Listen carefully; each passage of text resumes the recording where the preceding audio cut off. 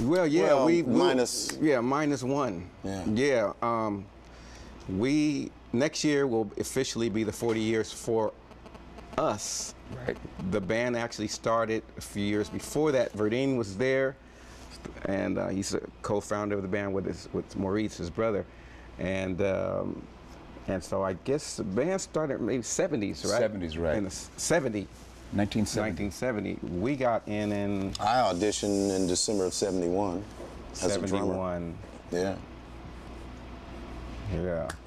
Well, we always say God first and foremost, but I definitely believe that Maurice's vision and what he conceptualized in terms of the concept of Earth, Wind, and Fire, what it would be about, what the music would be about, what it would stand for, all of the different players that were a part of the great music that we've made over the years, from producers to engineers to the record companies. And you know, it's kind of like a Super Bowl team when everything comes together at the right time. It's just that our run has been longer than, you know, just a short run. It's been something that's amazing even for us to think 40 years and we're still touring the world and still sought after, still having a great time, and still in good health and good spirits. Yeah. I always say, from 8-tracks to iPods, now to, you know, the iPhones and everything, but really it's actually from like now 15, 16-year-olds all the way up to, you know, And younger. 70, We've got some young fans, like, you know, Yeah, we've seen some 8, 9, 10-year-olds in the audience easily. Yeah. that have emailed us or that have come to the show, and big fans, you know, that are really young kids, you know, to, you know, past 60.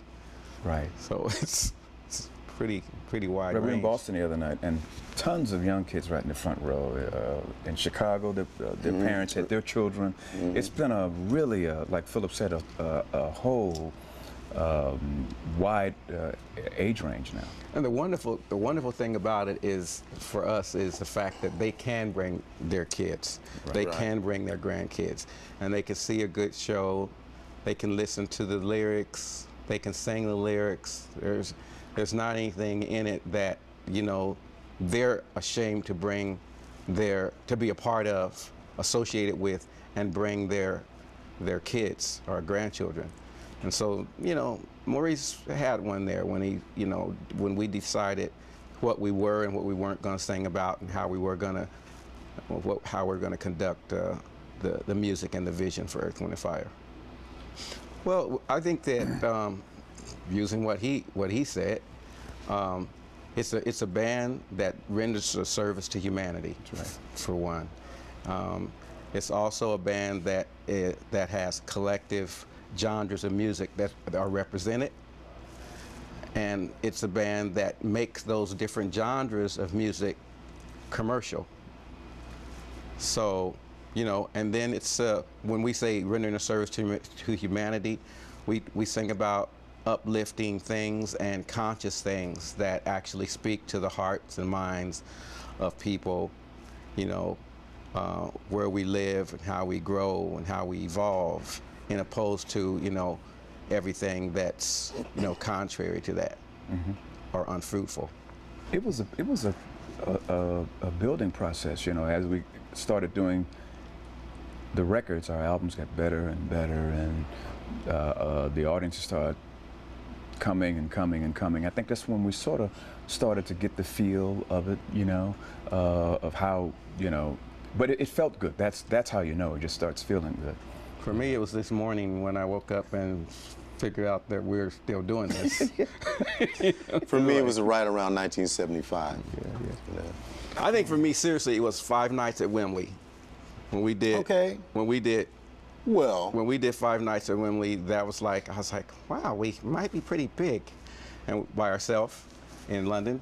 There were like 5 nights at the Forum also. Right. In LA. By ourselves. Exactly. By ourselves, yeah. Sold out. So that gave us kind of a clue. At least till tomorrow. Yeah, at least till tomorrow. Yeah. Yeah. Can you, they're not going to hear my questions. Can you? How long are we going to continue as Earth, Wind, and Fire and do the touring thing and the whole thing? He said at least till tomorrow, right? At least until tomorrow. No, you know, it's a day-by-day thing. But I mean, we have no plans of shutting it down. So as long as there are people in the seats that come to see us, we can certainly find the energy to do what we do. And then we're out this summer, United States, and then we're headed to Europe, right? We want to go to Europe. Yeah.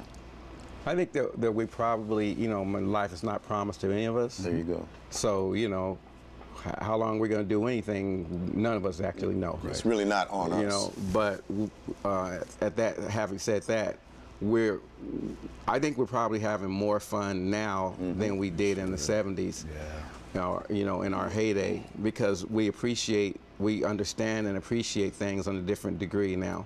You know, to be in great health, you know, to be able to do what you love doing, make a living doing it, travel and experience things, you know, on a deeper level than we did back in the day when, you know, we're just going through.